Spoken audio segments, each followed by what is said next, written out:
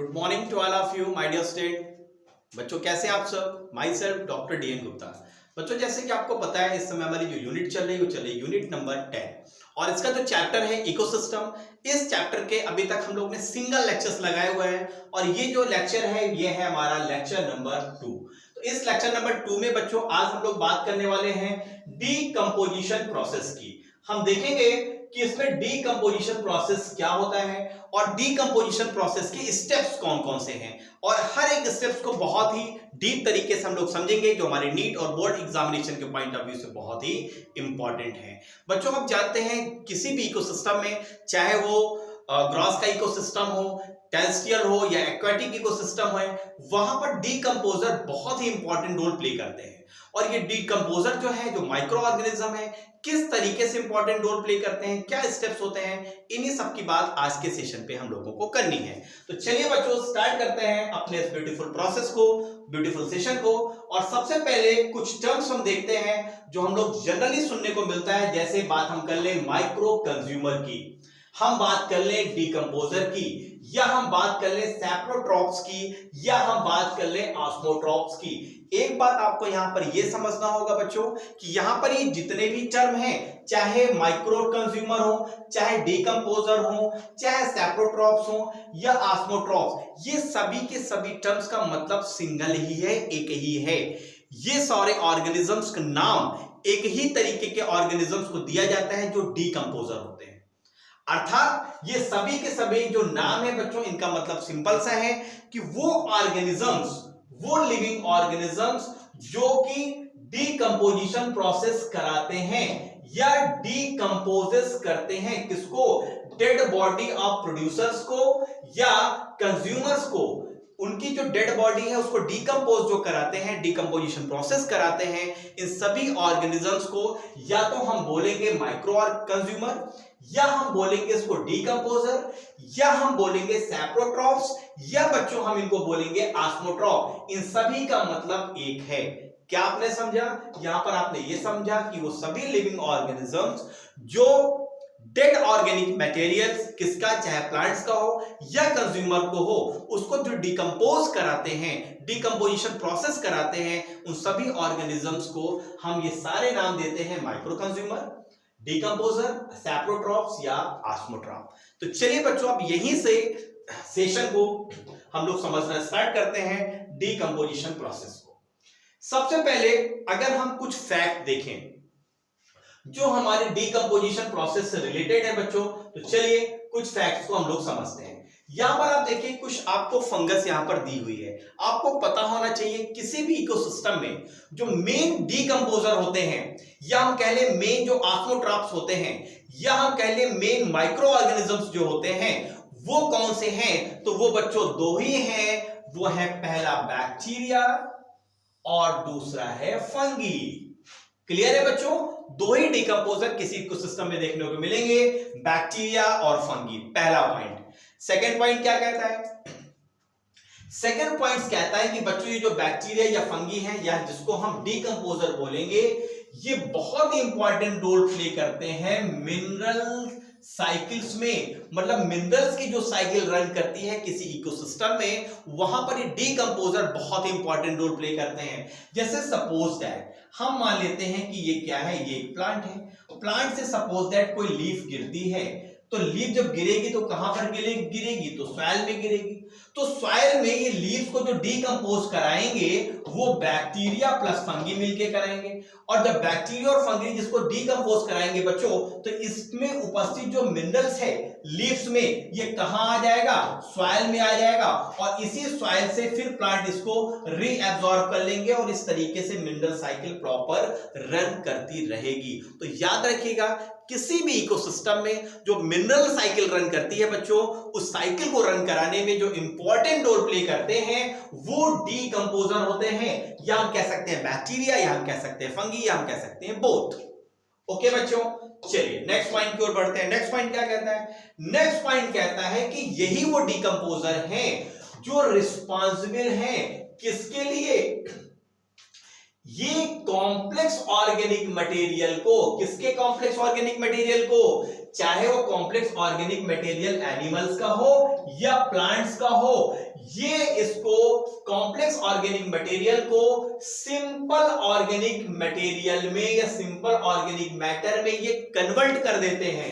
Yes, किस process के द्वारा, जिस प्रोसेस को हम डीकंपोजिशन कहते हैं, अर्थात डीकंपोजिशन प्रोसेस के द्वारा ये जो डीकंपोजर है, बैक्टीरिया है या फंगी है, ये क्या करते हैं, ये कॉम्प्लेक्स ऑर्गेनिक मटेरियल को सिंपल ऑर्गेनिक मटेरियल में कन्वर्ट कर देते हैं और इस प्रोसेस में मिनरल्स रिलीज होते हैं। और ये मिनरल रिलीज होने के बाद कहां आ जाते हैं, सॉइल में आ जाते हैं, जहां से ये प्लांट के द्वारा या प्रोड्यूसर इसको रीअब्सॉर्ब कर लेते हैं, रीयूज कर लेते हैं और इस तरीके से मिनरल साइकिल प्रॉपर तरीके से किसी भी इकोसिस्टम में रन करती है।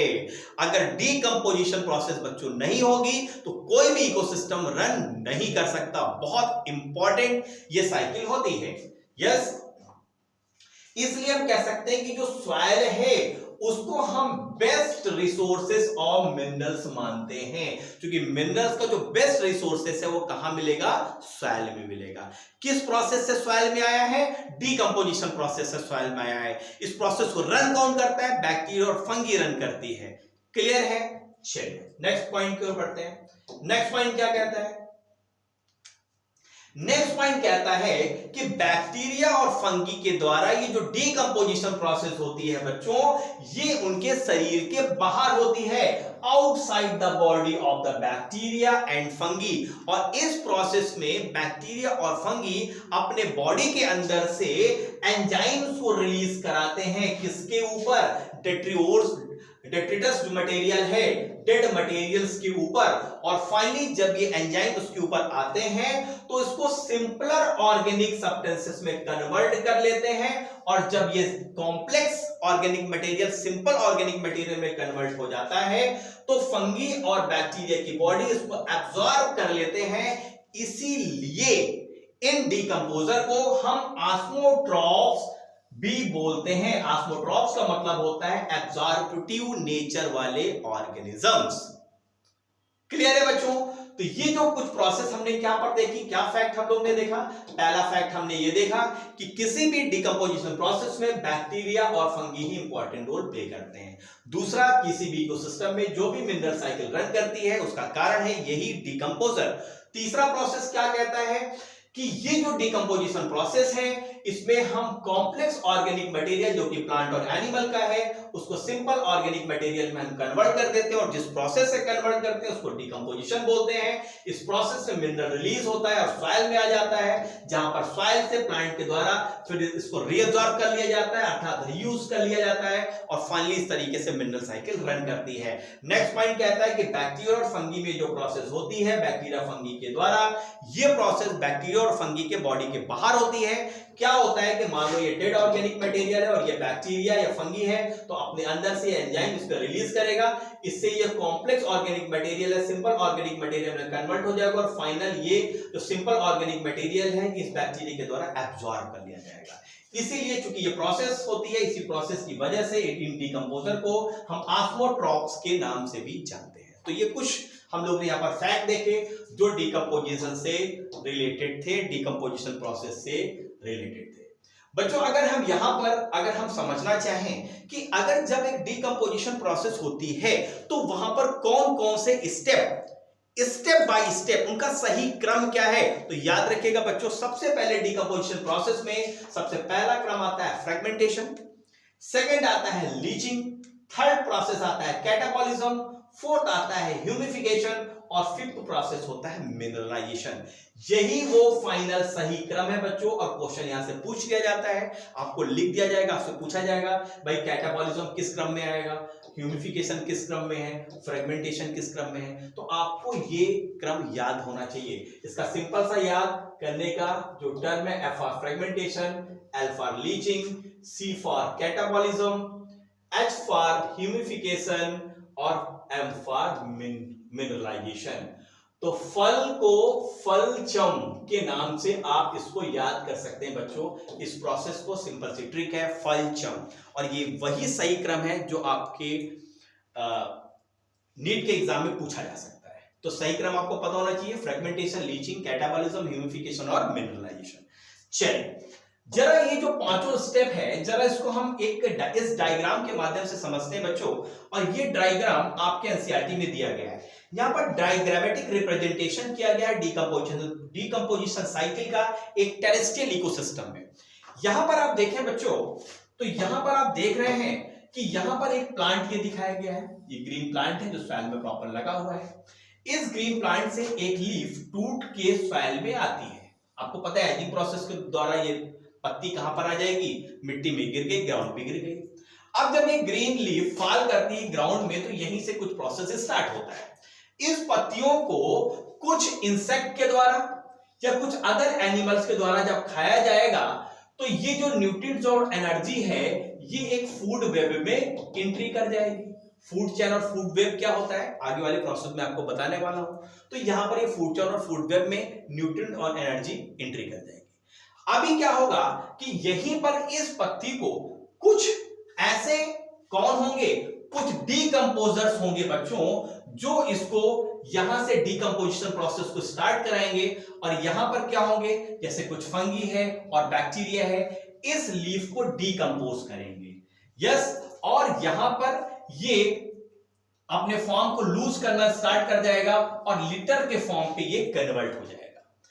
इस प्रोसेस को कराने में आप क्या देखेंगे कि यहां पर जो डीकंपोजिशन प्रोसेस जैसे किसके द्वारा होगा, अर्थवर्म के द्वारा, बैक्टीरिया के द्वारा और सॉइल माइट्स के द्वारा और कुछ फंगी के द्वारा, जिससे इस लीव्स में उपस्थित जो मिनरल्स हैं वो बच्चों सॉइल में आ जाएंगे, सॉइल फर्टाइल हो जाएगी और फाइनली इस सॉइल से ये प्लांट बच्चों फिर इस मिनरल्स को एब्जॉर्ब कर लेंगे और इस तरीके से ये मिनरल्स एक इकोसिस्टम में प्रॉपर मिनरल साइकिल रन करेगी।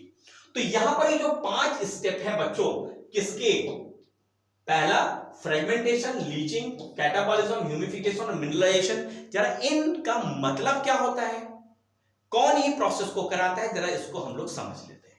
चलिए, तो सबसे पहले बच्चों अगर हम बात करें किसमें, डीकंपोजिशन प्रोसेस में, तो सबसे पहला स्टेप क्या आता है हमारा, सबसे पहला फ्रेगमेंटेशन आता है। देखो फ्रेगमेंट का मतलब होता है छोटे छोटे टुकड़े हो जाना।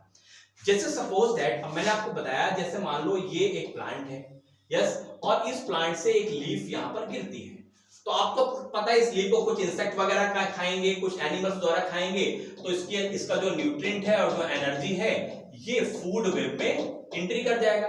लेकिन अभी भी क्या होगा कि कुछ जो डेट्रीवोर्स हैं जैसे बैक्टीरिया है, फंगी है, अर्थवर्म है, यहां से डीकंपोजिशन प्रोसेस स्टार्ट करेंगे और सबसे पहले इसको छोटे छोटे छोटे छोटे फ्रेगमेंट्स में तोड़ देंगे, जिस प्रोसेस को हम बोलेंगे बच्चों फ्रेगमेंटेशन।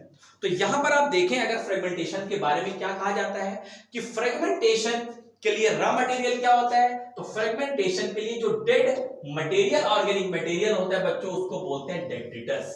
तो डेट्रिटस से फ्रेगमेंटेशन प्रोसेस स्टार्ट होगी, या हम कह सकते हैं कि जो डीकंपोजिशन का जो फर्स्ट प्रोसेस उसका जो रॉ मटेरियल होता है वो होता है डेट्रिटस, और डेट्रिटस का मतलब होता है dead organic material of plant और एनिमल। ओके बच्चों, तो रॉ मटेरियल फॉर डीकंपोजिशन, तो डीकंपोजिशन के लिए जो रॉ मटेरियल है उसी को हम बोलते हैं डेट्रिटस। ओके, चलिए यहां पर जैसे डेट्रिटस क्या हो सकते हैं, डेट्रिटस भाई एक पेड़ की लीव्स हो सकती है, बार्क हो सकते हैं, फ्लावर्स हो सकते हैं और डेड रिमेन्स हो सकते हैं एनिमल्स के। और जो ये प्रोसेस कराते हैं डीकंपोजिशन की, क्योंकि रॉ मटेरियल डेट्रिटस है, तो डेट्रिटस में जो डीकंपोजिशन प्रोसेस होती है जिस माइक्रो ऑर्गेनिजम्स के द्वारा होती है बच्चों उनको हम बोलते हैं डेट्रीवोर्स। तो माइक्रो ऑर्गेनिजम्स के अलावा यहां पर आपको अर्थवर्म भी मिलेगा जो सबसे पहले इस फ्रेगमेंटेशन प्रोसेस को स्टार्ट करेगा। तो ये डेट्रीवोर्स क्या करते हैं, ये ब्रेक डाउन कर देते हैं इस डेट्रिटस मटेरियल को छोटे छोटे पार्टिकल्स में। जैसे डेट्रीवोर्स का सबसे अच्छा एग्जांपल फ्रेगमेंटेशन के लिए क्या आता है, अर्थवर्म। तो यहां से डीकंपोजिशन प्रोसेस की फर्स्ट स्टेप स्टार्ट होती है फ्रेगमेंटेशन। अब जैसे लीफ है छोटे छोटे छोटे छोटे पार्ट में टूट गया, अब देखो क्या होगा। अब सेकंड प्रोसेस में क्या होगा बच्चों, सेकंड प्रोसेस आएगी हमारी लीचिंग की। एक्चुअली होता क्या है बच्चों कि जब कोई, अगर हम बात करें कि जैसे सपोज दैट ये लीफ है और इस लीफ को जब ये छोटे छोटे पार्ट में टूट गई तो इस लीव्स के पार्ट्स के अंदर जो छोटे छोटे जो मिनरल्स है बच्चों, ये मिनरल्स सॉइल में आते हैं और प्रेसिपिटेट होके काफी नीचे चले जाते हैं। मिनरल्स वाटर लेवल में चले जाते हैं और फाइनली प्लांट्स को अवेलेबल नहीं होते। तो ये जो प्रोसेस होती है, इसी प्रोसेस को बच्चों बोलते हैं लीचिंग।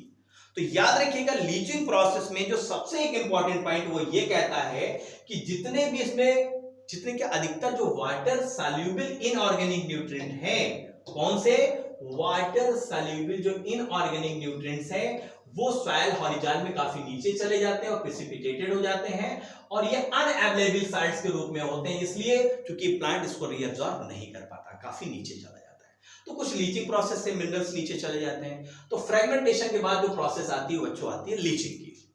इसके बाद जो थर्ड स्टेप आएगा वो आएगा हमारा कैटाबॉलिज्म का। आप जानते हैं कैटाबॉलिज्म मेटाबॉलिज्म का ही एक पार्ट है। और कैटाबॉलिज्म में क्या होता है कि चीजें टूटती हैं और एनाबॉलिज्म में चीजें बनती हैं। तो catabolic plus anabolic is equal to metabolism. तो कैटाबॉलिज्म किसका पार्ट है? मेटाबॉलिज्म का पार्ट है। तो इस कैटाबॉलिज्म प्रोसेस को कराने के लिए कौन इंपॉर्टेंट रोल प्ले करते हैं बच्चों? वो इंपॉर्टेंट रोल प्ले करते हैं बैक्टीरिया और फंगल के एंजाइम। जो बैक्टीरियल एंजाइम और जो फंगल एंजाइम है वो क्या करते हैं, जो डेट्रिटस अर्थात जो डेड ऑर्गेनिक मटेरियल है इसको डिग्रेड कर देते हैं, अर्थात छोटे छोटे सिंपल ऑर्गेनिक सब्सटेंसेस में ये इसको कन्वर्ट कर देते हैं। क्लियर है? चलिए और आगे थोड़ा सा बढ़ते हैं, जरा आप इसको स्क्रीनशॉट ले लीजिए। चलिए अब कैटाबॉलिज्म के बाद बच्चों जो नेक्स्ट प्रोसेस हमारा आता है वो आता है चौथा ह्यूमिफिकेशन और पांचवा आता है मिनरलाइजेशन। तो सबसे पहले बच्चों हम लोग समझ लेते हैं कि ह्यूमिफिकेशन प्रोसेस क्या होता है। चलो सबसे पहले अगर हम ह्यूमिफिकेशन प्रोसेस की बात करें तो ये स्टेप नंबर 4 है डीकंपोजिशन में। ये कहता है कि ह्यूमिफिकेशन प्रोसेस एक ऐसी प्रोसेस है जिसमें सॉइल में ह्यूमस बनता है। तो माइंड में आएगा बच्चों ह्यूमस क्या होता है?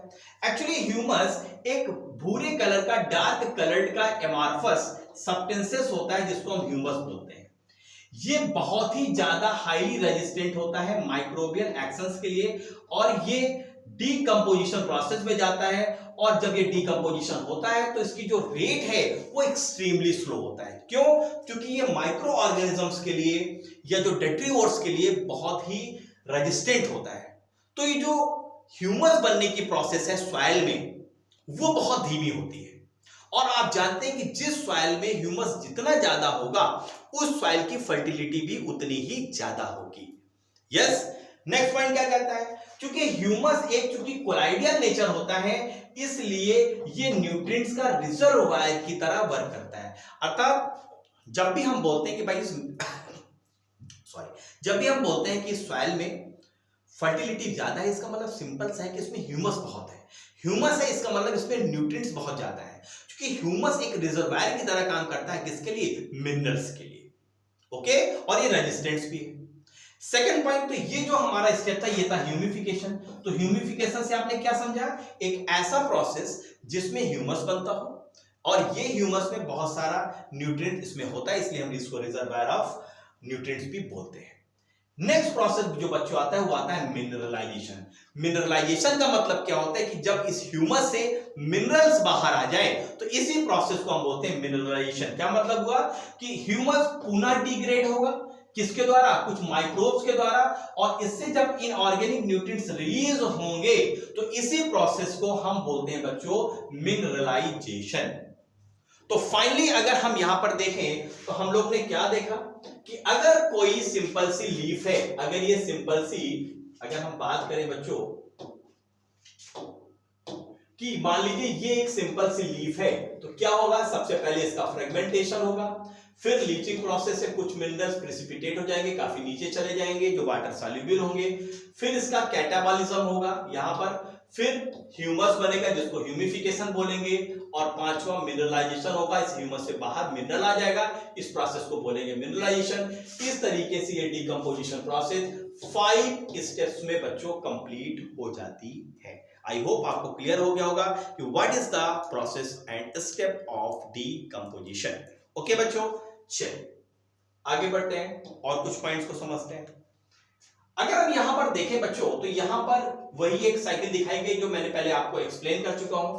इसमें जो आपकी ह्यूमिफिकेशन और जो मिनरलाइजेशन प्रोसेस है वो डिकम्पोजिशन के दौरान कहां पर होती है, सॉइल में होगी। तो याद रखिएगा हमारी जो ह्यूमिफिकेशन और मिनरलाइजेशन प्रोसेस कहां पर है, सॉइल में है। एक्चुअली प्रोसेस तो पूरा सॉइल में आपको देखने को मिल रहा है, चाहे फ्रेगमेंटेशन देख लीजिए, लीचिंग देख लीजिए, कैटाबॉलिज्म ले लीजिए और ह्यूमस मिनरलाइजेशन, ह्यूमिफिकेशन और मिनरलाइजेशन तो है। चलिए कुछ ऐसे फैक्टर्स की बात कर लेते हैं जो डीकंपोजिशन प्रोसेस को घटा सकते हैं या बढ़ा सकते हैं। चलिए सबसे पहले अगर आप देखें बच्चों तो अगर डीकंपोजिशन रेट की अगर हम बात करें, अगर हम डीकंपोजिशन रेट या डीकंपोजिशन प्रोसेस की स्पीड की बात करें बच्चों, तो डीकंपोजिशन रेट कब कम हो जाएगा, तब कम होगा जब डेड ऑर्गेनिक मैटर में लिग्निन और काइटिन का परसेंटेज ज्यादा होगा। अगर लिग्निन काइटिन ज्यादा है तो डीकंपोजिशन प्रोसेस क्या हो जाएगी, कम हो जाएगी। तो हम कह सकते हैं कि लिग्निन प्लस काइटिन क्या करेगा, डीकंपोजिशन प्रोसेस को कम कर देगा। यहां पर इसको शो कर सकते हैं। चलिए जरा मैं इसको व्हाइट से लिख दूं तो आपको और क्लियर हो जाएगा। अर्थात अगर लिग्निन प्लस काइटिन है तो हमारा डीकंपोजिशन रेट क्या हो जाएगा, स्लो हो जाएगा। अब डीकंपोजिशन रेट कब बढ़ेगा, तो डीकंपोजिशन रेट बढ़ने का दो फैक्टर है। अगर डेड ऑर्गेनिक मैटर में नाइट्रोजन ज्यादा है प्लस शुगर ज्यादा है, NS ज्यादा है, अर्थात नाश कब हुआ ज्यादा, जब नाइट्रोजन और शुगर ज्यादा है तो डीकंपोजिशन प्रोसेस बढ़ जाएगा। क्या कह रहा है, देखिए यहां पर कहा जा रहा है, यही पॉइंट से यहां पर लिखा है कि अगर शुगर ज्यादा है और डेड ऑर्गेनिक मटेरियल में नाइट्रोजन सब्सटेंसेस ज्यादा है तो डीकंपोजिशन प्रोसेस क्या हो जाएगी, क्विकर हो जाएगी, तेज हो जाएगी, फास्ट हो जाएगी। तीसरा फैक्टर्स क्या कह रहे हैं, तीसरा फैक्टर ये कह रहा है बच्चों कि अगर टेम्परेचर ज्यादा है तो डीकंपोजिशन रेट भी बढ़ जाएगा। अगर टेम्परेचर बढ़ेगा तो डीकंपोजिशन रेट बढ़ेगा। नेक्स्ट क्या कह रहा है कि अगर वार्म एनवायरमेंट है और मॉइस्ट एनवायरमेंट्स है तो ये डीकंपोजिशन रेट को क्या करेगा, बढ़ा देगा। यस, और याद रखिएगा अगर टेम्परेचर कम होगा, जहां पर मैंने बताया टेम्परेचर कम होगा तो डीकंपोजिशन रेट भी कम हो जाएगा। आप देखिए वो बर्फीले जगहों पे अगर कोई एनिमल्स मर जाता है, जैसे आप जानते हैं जब पर्वतारोही जब एवरेस्ट में चढ़ाई करते हैं तो आपने सुना होगा कि वहां पर 20-20, 25-25 साल पुराने शव आज भी वैसे ही हैं, वो उनका डीकंपोजिशन नहीं हुआ। क्यों? क्योंकि जब टेम्परेचर कम होता है तो डीकंपोजिशन रेट बहुत कम हो जाता है।